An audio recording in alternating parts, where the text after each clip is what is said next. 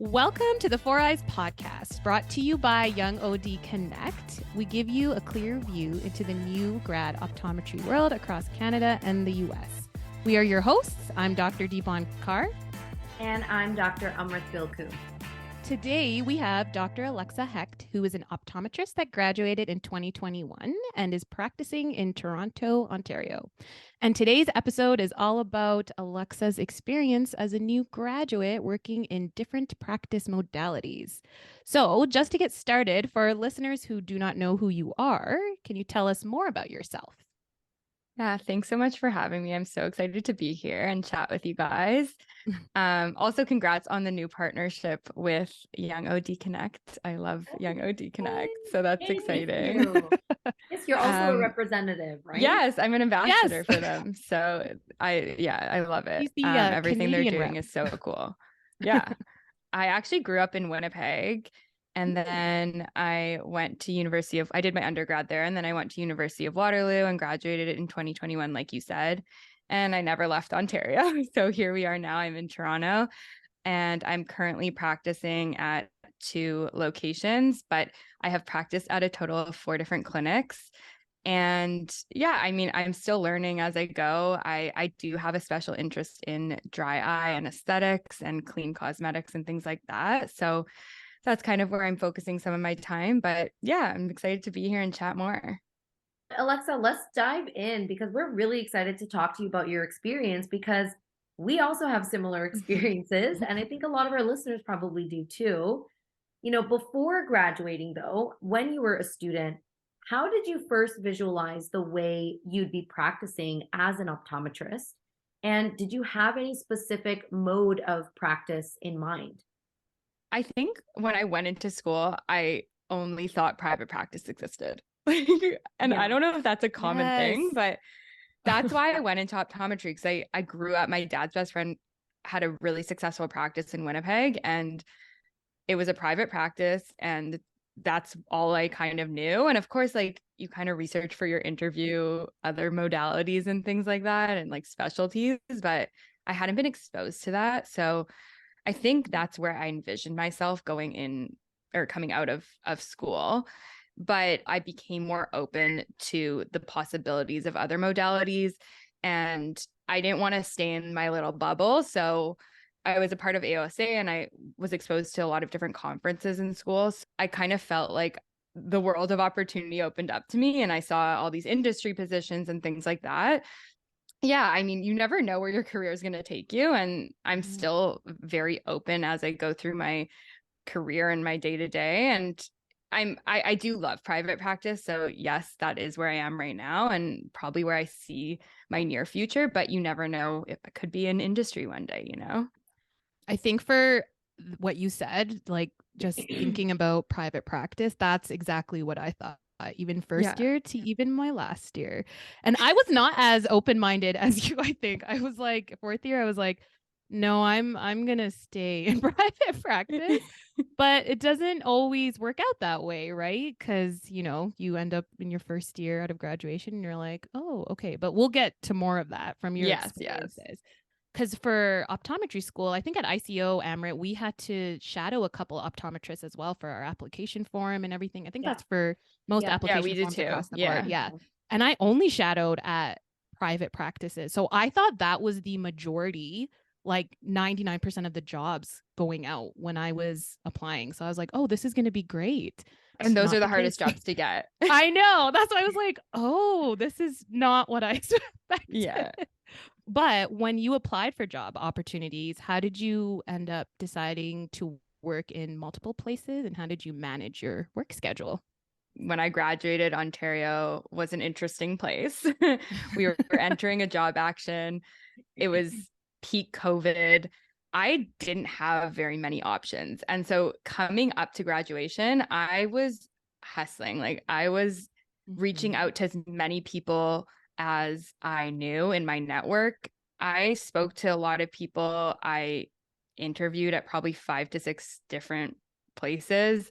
But like I said, my options were a little bit limited. People were scared and people weren't hiring. And I'm assuming you had a similar experience. Or I went back to Calgary. So I currently practice in Calgary, Alberta. And I still had the same experience as you, Alexa. So I couldn't find any full-time job like for 5 days. It was literally a different job Monday, Tuesday, Wednesday, Thursday, and Friday. And as a new grad, I felt so overwhelmed that I just went to a rural place and left the bridge. And I was like, oh, I'm just going to go rural for a while and get one job for 5 days and just do that for a couple years and then maybe move back to Calgary. But it was really overwhelming. And it was something I did not expect when I graduated, because I thought, oh, yeah, there'll be lots of, job opportunities. It's like a bigger city. It won't be that difficult. But a lot of the OD owners were like, oh, we can only hire you for like maybe 1 or 2 days. And I was like, well, what about a full time? And they're like, oh, we're just not looking for that right now. And this was before the pandemic. This is before we even knew this was even going to happen. Yeah. The other thing you said that I thought was really important, like hustling. Yeah. That's, I think every OD does that outside of graduation. That's like a word we all have come to know. And networking, so important. I will say for myself, I did not do that as much during school. Either.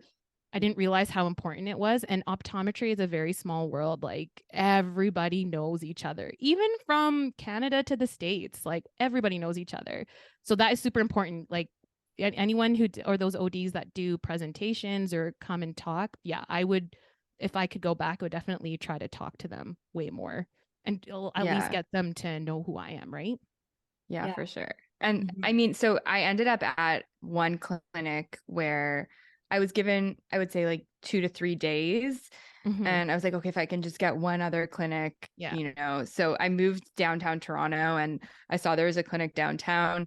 I knew who the owner was. I reached out to him on Instagram and I was like, please, like even just one more day, like please take me. Literally. And he brought me on, and like I literally DM'd him on Insta. I slid into his DMs. Like, I think that's really common now, though. I mean, I've gotten a few offers for job opportunities through Instagram DMs. Yeah. And it's just such a different environment now, because I think COVID also made virtual meetings more comfortable for people. Like it's less awkward to just send someone you've never met an email or a DM on LinkedIn or Instagram to just say, hey, instead of cold calling or walking into their practice, shaking their hand. No one's offended by that anymore. People are like, why didn't you just text me first? Or why didn't you? Yeah, you're so right. Why are you just walking into my practice? Like, get me, okay? Let me know. I feel like it's almost like now that it's not the norm to go in and like pass your resume. Like that's not a thing anymore. No. I use LinkedIn. That was a really good one because I wasn't very active on social media. Just like Deepon, we are pretty much the same. We did not network. We did not really introduce ourselves to people. I mean, even social media wasn't a big thing when we were in school. No. Like no one had an Instagram account. No student had that. And now like these you graduating in 2021, everybody has an Instagram account. Like, that is your resume. So this was like new to us. Yeah. Instagram, LinkedIn, like Facebook, these are your resumes now. Yeah. And so I got most of my job opportunities strictly from LinkedIn and maybe Indeed, I also started with 2 job opportunities that provided me 2 days of clinic each. And then I said, well, I got to fill the other 3 days. Same. And I ended up accumulating 2 other practices. So 4 practices to fill a 7-day work week. You were working 7 days. For a whole year. I did 6 for like 4 months. And then I was like, I can't do this anymore. Well, for the past year and a half, I've been 6 days full. Yeah. So we'll go. And I'm at three clinics. This episode is fitting. This episode is very fitting. I think we were very excited to talk about this with you, not to listen to your stories, but to vent about our own. Yeah, no, I know. We were like, we're just like, Alexa, listen to us. We're like, just gonna vent to you about all of this. I feel like, oh my God. It's nice to hear. Like, it's comforting, honestly. Well, so let's dive into the places that you ended up practicing. So you eventually found about 4 places to practice in as a new grad OD. So can you discuss what you liked and disliked about the different places that you were practicing in terms of practice modality or practice setting, environment, just things like that? just to clarify, so I started in a medical building and we just provide services and sell some product, but non-dispensing, and not attached to an optical. So that's kind of nice in a way because, you know, you show up, you do your services, and I don't have to worry about glasses or sales, which was kind of nice starting off like that. But I also kind of wanted exposure to that because I did get some exposure in my rotation, and I think that is a part of our job. So I did also end up working at another clinic, and we did specialty dry eye services as well as dispensing. So it was a more full scope private practice. And, you know, we were doing like RF and IPL and things like that. And so I really learned kind of that side of things. And I did learn how to dispense and how to make those recommendations. And then, like kind of you said, when my schedule wasn't full and we had a job action and there were days when I had no patients, I was stuck, and I said, I have to make money, right? I felt the pressure, and I think we'll talk more about this later, but I had to pay rent. So I did what a lot of new grad optometrists do and went into corporate setting. And I'm not going to lie, it was just not a good fit. Like, Yeah. And I had my hesitations going into it, but I kind of just knew, okay, like just try it out and kind of go with it. And I was there for only about 4 or 5 months. And I really tried to stick it out, and I hate letting people down, and I hate leaving things like that soon, but I wasn't vibing with it. So yeah. And that's when I was working 6 days a week, and that too. And we'll talk more about like mental health. It was too overwhelming for me. So I think the I let that burnout go. probably, Yeah. burnout 100%. can definitely manipulate your experience in any practice setting. Yeah, for Still sure. be in the nicest setting and, you know, the perfect place for you. But again, if you're going to work 6 or 7 days a week, no vacation, no time off, you're still going to dislike waking up every day and going to work. Like it's just not a healthy feeling. And I just didn't feel like in that setting I had much say in certain things, right? Like my hours were set for me, how many patients I was seeing, my schedule. I couldn't prescribe certain lenses in a way that could be, people were coming in for that store, and I didn't feel like people were coming to see me. Like people, you know the feeling when people leave your room and they're like, you're like, they don't know my name. Like, even though I introduced myself, I just feel like, and I feel like I leave an impression, but still, I just feel like they weren't coming in for the service. They were coming in for the front of the store. They come in for the product. When the patient is coming in more so to obtain the product, whether it be like they just come in for these certain drops or the certain eye care product or these certain frames and then they want to go, you know, it makes you kind of feel like you're almost like a ghost. You're just invisible. You're just you're the middleman that they need to see in order to get their prescription product. You feel used. You feel like, oh, like what just happened here? They don't come in for the experience, right? So it's kind of like they're just in and out. And I think that's a perfect word for it. You're like the middleman, like the block from their prescription. They're like, I just need the prescription. And then you're like, oh, okay, cool. Well, let me just give you 2 minutes about your health. And they're like, oh, okay. You're just like, okay, wait, hold on. But corporate setting, I have the exact same feelings about that as well. Similar to you, Alexa. And you know, some people thrive in that environment. So kudos to those people, because I couldn't. Like it's hard. You have to have that mindset and mentality and put all your energy into that. But I will also say, from what I've seen so far, the people who thrive in corporate are the ones who get that chance to work probably in that one setting full time. Right? Like they are there kind of every day. They're always spending time in that practice setting. They're always in that retail location. They know everything about the brands, everything about the products, all the services that they can provide. But I think for associates, it's just more challenging because we're not there full time, right? We're there maybe 1 day a week, maybe twice a week. And so then I think it feels more rushed for us because it's that one day in a week where our schedule is like jam packed and there's so many patients and there's so much you have to recommend for these products. So maybe that's why it just feels so overwhelming for us compared to people who are actually there full time, spending their time every day there. That's like all they've that's all they know. And I think Yeah. they thrive in that, which is good because I could not. I burned out very quickly too. Yeah. Yeah. And I think also it's interesting, even being in so many different practices, it's sometimes overwhelming, even if you have to book someone for a follow-up. Yeah. And you're like, okay, well, I'm only here these days, or I'm only here once a week. Like, you have to come in on this day.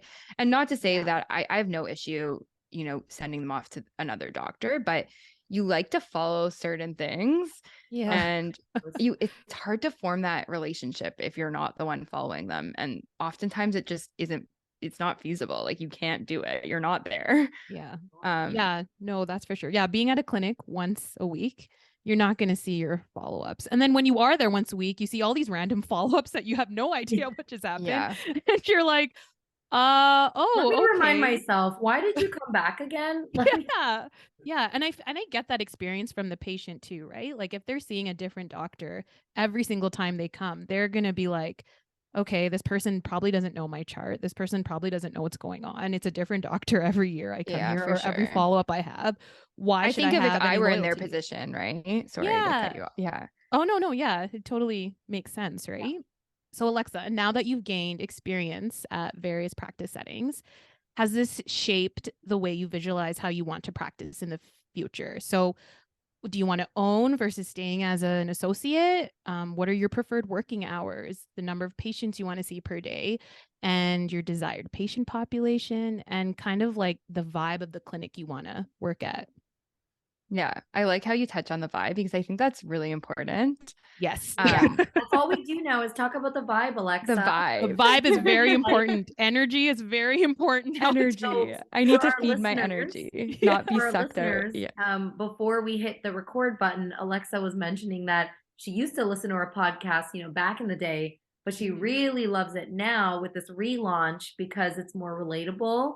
And I was just gonna say, I feel like every episode that we've done so far, it's all about the vibe of the practice. I'm sure we mentioned that in every episode, that phrase, the vibe. What's the Vibe. vibe, you guys? You might need to like Of course. rename the podcast. Yeah. Vibe. Vibes. What's the vibe? Vibes. Good vibes only. No, but seriously, I feel like whenever I leave a location I'm working at, I kind of make a mental note of how I feel. Yeah. And walking in. Like, am I dreading going here? Am I excited and inspired when I leave, or am I kind of like, ugh, I have to go back tomorrow, right? I think that's really important to make a mental note of that, just to know kind of where you're at with each clinic. And of course, you're going to have good days and bad days at every clinic, right? But overall, how you're feeling. I think when it comes to owning versus being an associate, I think deep down, I've always wanted to own my own clinic. And I think that one day that will be the case. Yeah. But I've also now been more open to, being a partner at a clinic that's already established, or, buying someone's clinic who's retiring, things like that. Yeah, we'll see. I don't know. I have dreams and aspirations that hopefully will come true one day, and I'm working towards. Yeah. But I'm kind of taking it day by day right now, and just trying to get on to the next week. This is such a true statement, though. there. That's how we all feel. Even to this Yeah. day, Amrit and I every time we talk, we're like, dude, let's just get through this hour, this day. Like, okay. Seriously, though. Sounds good. No, very, very common. It's true though. I mean, it's very daunting to even as a new grad think that, you'd be a practice owner one day because it's daunting to practice alone. It's nice to work in settings where you have multiple doctors there because then you can collaborate with them, ask questions, learn from them. So maybe, new grads are like, well, I don't want to own my own practice because I don't want to be working independent or solo right now. Yeah. And then of course the finances are always the huge elephant in the room. what would I do? Put more money onto my loans to open a practice? Will the bank just laugh at me and shut the door on my face? Is it more important to pay off my student loans first? I think a lot of people aspire to be a practice owner, but all those kinds of questions right out of school, I have no idea how to start or run a business. yeah. And that's what we don't learn that either in school. And that's hard too. Now you got to find resources online about business, about numbers and marketing and all this. It's overwhelming. It can take years to prep yourself for that. That is a journey that maybe one day will come, but just not right now. Yeah. But yeah, with hours, patients I want to see. I mean, I do feel like right now I'm at a state where I can, choose my hours in a sense, or I like taking a lunch. I'll go for a walk during lunch or once I finish charting. Yeah. I mean, I think that's important too. And kind of setting boundaries. I can see a lot of patients in a day, but am I going to be totally exhausted and knocked out at the end of the day? Maybe. So I don't limit it, but within reason. I don't often say no to seeing a patient though. I feel like as a new grad, that maybe is a good. That is me all the time now, girl. 6 more months. You'll say no to everyone. You're like, no, I will not be seeing that. No, just book them with me next week. Well, I think it's like you learn your time management and like what you know what the vibe of our podcast now is know your worth. Yeah, and for Deepon sure. and I truly do, I think, try to express that with every episode. You start to learn the worth of your time while you're in clinic. So, you already have a full schedule. You already know, what patients are coming in, how much time you're going to have to spend with each patient. This one's coming in. I don't even know if I'll make lunch, make it today because I don't even know if I'll have it. And then someone calls for an emergency because their eyes are burning. And, you kind of start to talk with your staff and your staff puts them in. And then you kind of know like, this is not the day for the patient to come who has, suspected, sounds like dry eyes. I don't need to see them today during my lunch hour. No, thank you. Please have them come tomorrow and do some artificial tears until then. And, of course, manage that properly. Tell the patient to call back if it's not getting better and do your questions, do your triage. But you start to know your worth. You start to know what is really an emergency, what's not. Like you get that when you practice more. And I think I'm learning that as I continue. And I think also having open communication with front staff and most of the time now the receptionist will come and speak to me first before booking someone. But I have a random question for you, Alexa. So when you first graduated, when you talked about just having open communication with staff, how hard or difficult did you find that initially? Or were you kind of like, no, this isn't bad, like I can do this? Or like, what did you do to kind of handle that or make it easier on yourself, I guess? Yeah, I think it's interesting being an associate because you almost don't want to cross the line of the owner, right? So you don't want to come in and be like, these are the things we do here, right?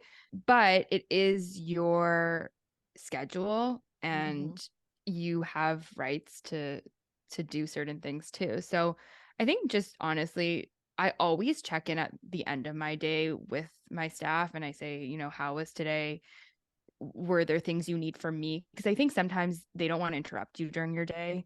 Yeah. So I always check in and see if there's things I've missed or if they have questions that they need answered today before I leave. And so I think just starting off that way and being really, really nice to the staff is always something I try to do. You always have to be nice to staff. They really hold our jobs like in their hands. So I think another great tip for that, for anyone who's struggling to manage different practices, because if you are a little OCD, a little type A, and you do like to have your patients, pre-tested in a certain manner, triaged in a certain manner, write it down. We have a practice in Bolton where I work with 4 other doctors. So there's 5 of us total. And, all of us have a different preference for pre-test. You know, I don't need a new child pre-tested with auto refraction and this and this and this, because I can just do it in the exam room. It's much faster. Whereas there's another doctor who's like, nope, no matter what the age, every single patient, I want an auto refraction. I want this, I want this, I want this. So, our pre-testers have a binder or just like a little sheet that goes next to their computer, with each doctor and their preference for different age groups of pre-test that's on there. It's probably a lot of hard work for them to kind of get to know that, but it's like a reference sheet. No, that's And so then true. and then it gives the other doctors an opportunity to kind of compare with you and say, oh, like, why do you pre-test this way? Oh, okay. Oh, that makes sense. And then maybe they're going to be on board with things that you like to do. But it's nice to lay it out and have that for the staff members so that they don't feel confused or overwhelmed. They can just refer to it, if they have any questions. Yeah, that's a really good tip.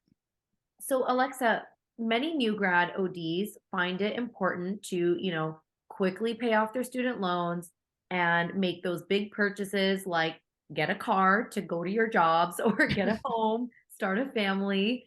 And so this, of course, means we end up working those long hours, 6 to 7 days a week at 4 to 5 clinics. We're just starting to, overwork ourselves. And then, of course, like you just mentioned before, mental health and self-care overall usually becomes, last priority, based on what we're doing throughout the day, because we now have these other goals to meet. So can you talk more about how your mental health was doing, post-graduation with all these different, practice modalities? And if you did experience a lot of mental health challenges, did that change your definition now of what a good work-life balance should be? I think that's a really important subject to talk about. And we did kind of touch on burnout and working 6 or 7 days a week. And I think when you're signing on to do something like that, it sounds like a good idea. And it sounds like, oh, I can do this. Because when you have your days off, you're like, oh, I could be working, right? Yeah. But then it comes and you're like, no.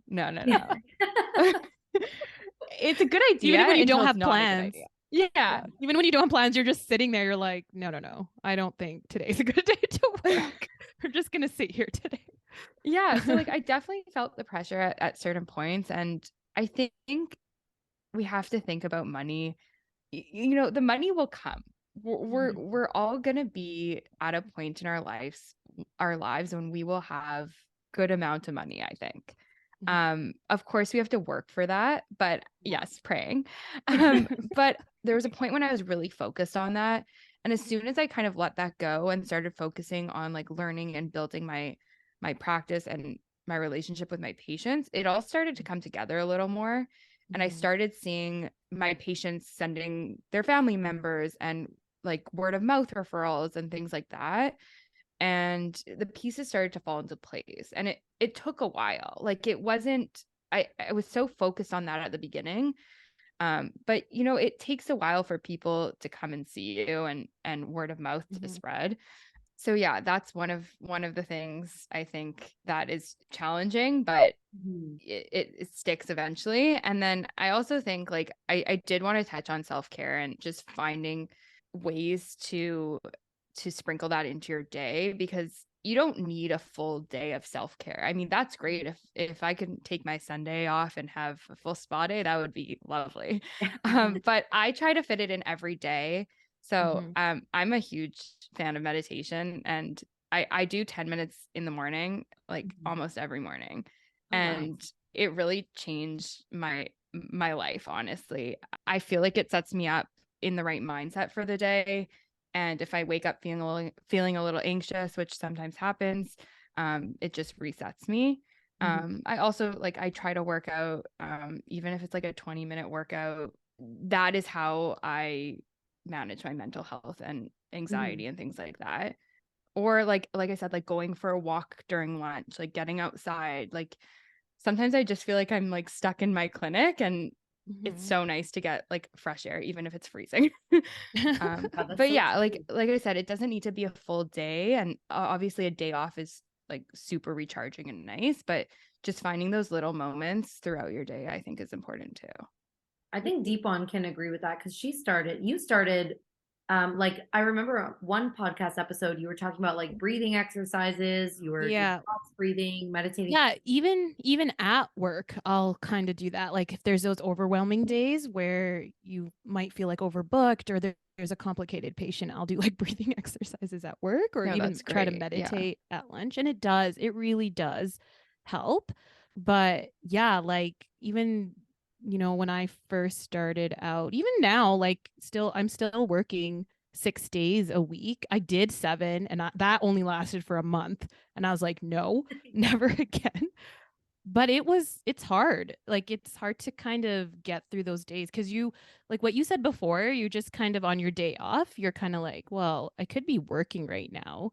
And it like optometry too, for us, we don't get paid on our days off. If we are sick, there's no pay for us. We don't get any vacation days. So that I think for me was a huge factor in how I was thinking about my finances. I was just like, oh my God, I have to work every day if I'm going to take a vacation in a week or like next month. Like this only makes sense to do that. So it's this constant pressure on myself, like, oh my God, like, no, now I'm sick. I can only take 2 days off instead of like maybe another week. But it's really hard. But what you said is really important. The money does come. And I think that's one thing I've learned. Like it'll be okay. Like even if you take a week off, if you take a couple days off, it'll be okay. The money will come. So I think that's super important what you said. And my dad actually said something recently because I went on a trip for a week and he was telling my brother this, but it stuck with me too. He said, work will always be there, but like spending time with your family or going on that vacation you really wanted to go on, that might not be. So really like take in those moments and, take the damn trip, like go to the concert. Do you know what I mean? Like do it. That is true. Work will always be there. That is actually really, really true. Like it'll always be there. Even if it means you have to go to a different clinic, even if it means like this is extreme, you have to move to a different province or something, it will always be there. But those moments with your friends and family or even by yourself, like those you'll never get back where those are the memories that are important, right? And even in school too, and looking back, I think I learned this more like second, third, fourth year a bit, but there were times when I would say no to things I really wanted to do because I was so stressed about studying. But like you'll get through it and you'll pass your exams and just do like I said, go to the event if you really want to go. You'll be fine. I think something that we did not touch upon, but now I've thought about it. I think having students might not know when they graduate that talking to a financial planner when you get your first job is so important.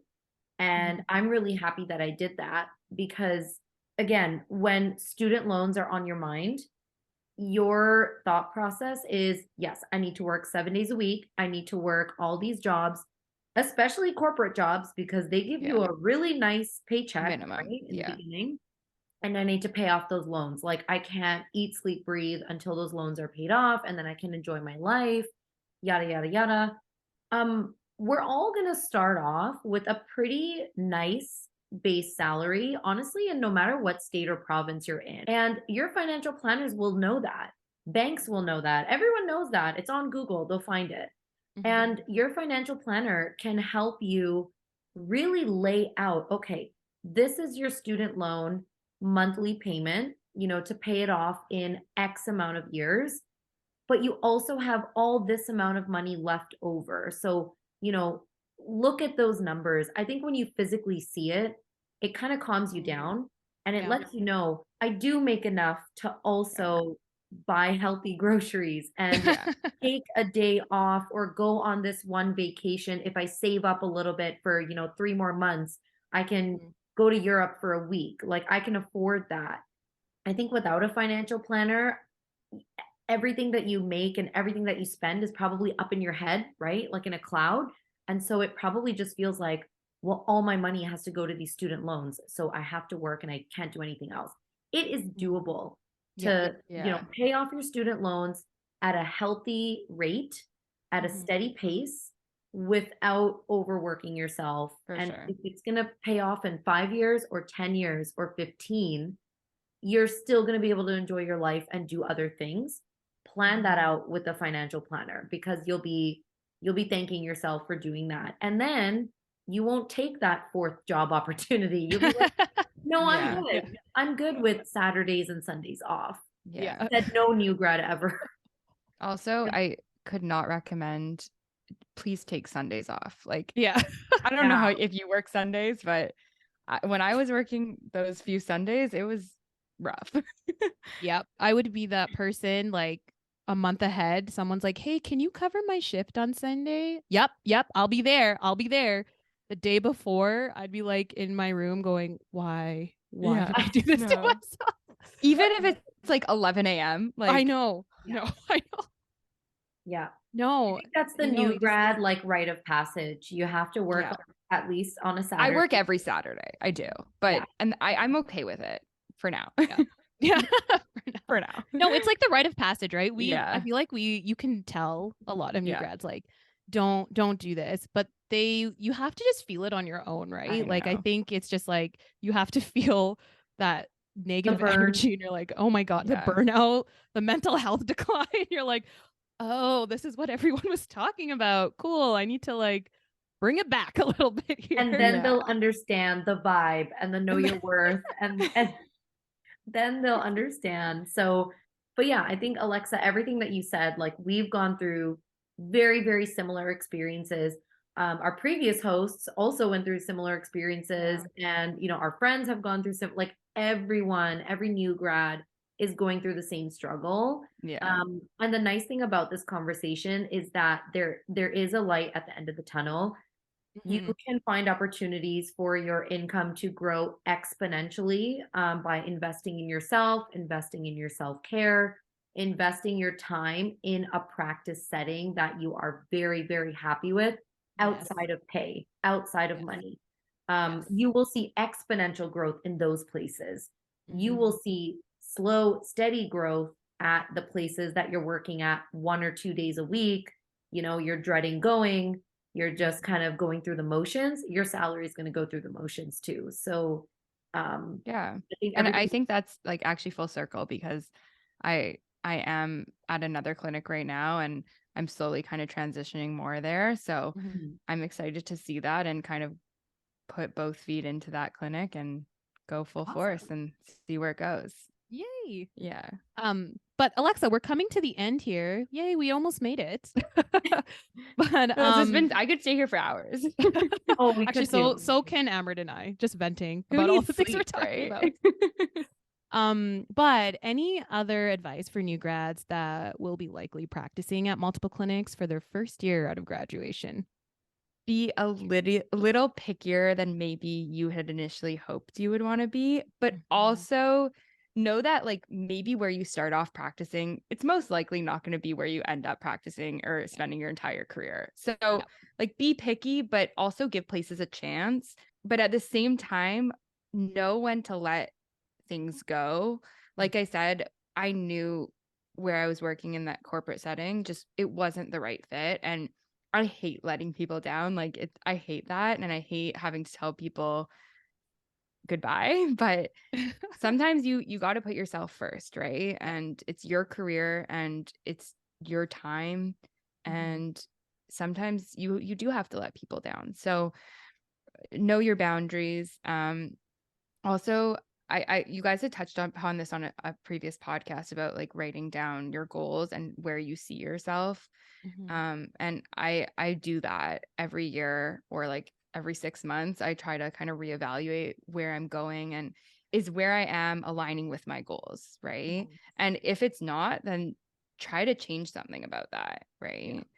I want to be somewhere where I'm constantly challenged and constantly growing and being pushed. And if I feel like I'm constantly, showing up to work and just doing the same thing over and over again and not being challenged, then I feel like I'm going to just stay there, right? So I think that's important too. Those are all great, great tips. We're so happy we had you on, Alexa. Thank you so much for being vulnerable and sharing your experiences. We know for sure a lot of our listeners are going to relate to everything that you've had to say today. So thanks. Yeah, thank you. And if you have any other questions, people can find me. You can find me on Instagram. You can DM me, slide into my DMs. I'm on TikTok too. That's kind of actually where I post majority of my things. And then I guess like LinkedIn. Yeah. Everyone's on TikTok. Is this ban happening, or what's everyone gonna do, if that goes down? I don't know, but like get on TikTok. TikTok is so fun. Support it. Job action so on TikTok. Yeah, Amrit, I don't think you're on TikTok, right? I can never send you my funny videos, and they're hilarious. You can send me. I know. I should send it to Alexa. Like, Alexa, here are my funny videos. I get very I can hop on trends pretty often, but sometimes I just get really aggressive, and I'm like, nope, I'm not gonna fall for this. Like, I'm not gonna do this popular thing. I was like that. Yeah. And then I realized that too. there's just so much opportunity on TikTok. Like, I feel like that's where people get their information. Yeah, it's true. So that's many of where my definitely. You'll see me on TikTok when my new practice opens up, because I have to throw in the towel. Yeah. And I was just kind of like, if people are going to get their info there, I need to be delivering at least some good quality info, right? The right stuff. So that is true. Yeah. Yeah. So thank you so much, Alexa, again, for coming on the podcast. Good luck with your new practice venture. We wish you all the best. And yeah, we hope to see you on Instagram and TikTok so you can show us what you're up to next. Thank you guys so much. Thanks everyone for listening to Four Eyes, the podcast series brought to you by YoungOD Connect. Be sure to subscribe and follow us on Instagram or YouTube at Four Eyes Optom for more content. We'll see you guys next time. Bye.